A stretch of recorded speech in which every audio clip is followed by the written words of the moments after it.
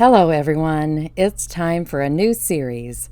But first I want to say thank you to Luann for the gift and the very sweet note. It just made my heart all squishy. In this series, we're going to look at the affidavit from John Paul Miller that was recently released in the Mica Francis probate case. Now let's all keep in mind that John Paul has already graciously informed all of us in his interview with Justin that people can actually lie on an affidavit. This is the same guy who said this to a judge during a hearing.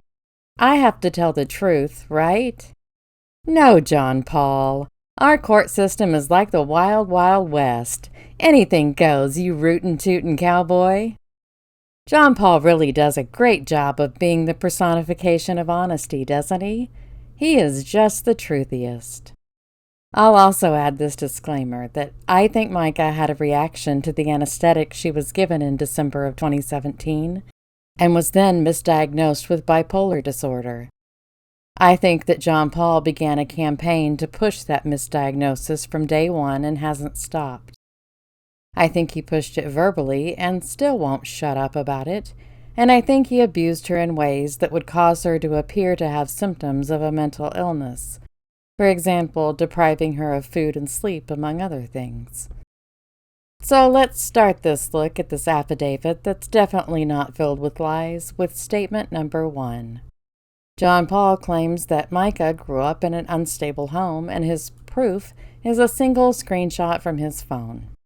Was this sent when John Paul had Mica's phone back in February and March of this year? Well, who knows, because there's no date on it. There's no proof it actually came from Mica either. It could have been any phone number that he assigned the contact name Mica to. It could be a text exchange between his left back pocket phone and his right back pocket phone.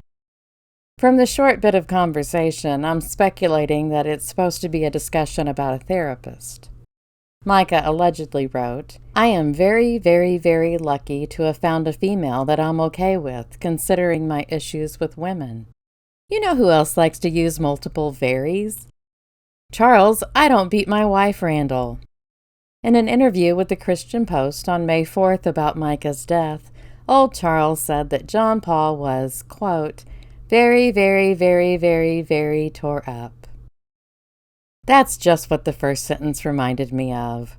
That's all. Mica seems to have had good relationships with women, though. She was living with a woman from the church at the time of her death. Her best friends were women. She sang and danced at the church with women.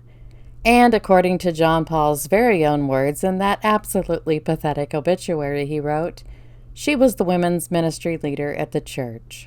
So maybe she was just practicing her own aversion therapy, or maybe John Paul is full of beans and baloney and everything phony. Then John Paul responded to that text with, "Find your man, go talk to him, and if you like him, I'll come along and listen, even though it brings me anxiety, stress, pain, and redacted more." Well, there's a typical response of a self-absorbed, whiny little twit.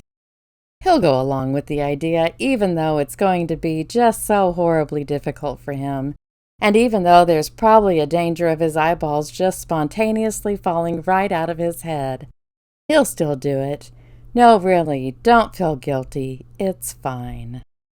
But what about that last bit where he wrote, "If you really wanted a man and were not okay with a woman, we could come up with other options.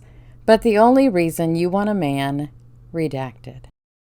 It sounds like John Paul didn't think that Mica, or whoever he was talking to, really wanted or needed a woman, and had another reason for wanting a man. Were the redacted portions of these texts redacted by the courts or by John Paul? I have a feeling that these were redacted by John Paul. Looking through this affidavit, it appears that the text that's redacted by him was done with a marker tool in an iPhone photo editor, and the text that was redacted by the court is a drawn box. The edges are much neater. Also, didn't Mica have an iPhone? Either she had iMessaging turned off or was texting from a non-iPhone phone. I'm assuming that since this was a civil case, that proof isn't as stringent as it would be in a criminal case. But John Paul's proof for statement number 1 should be printed on off-brand one-ply toilet paper. Stay tuned for Statement 2 coming soon.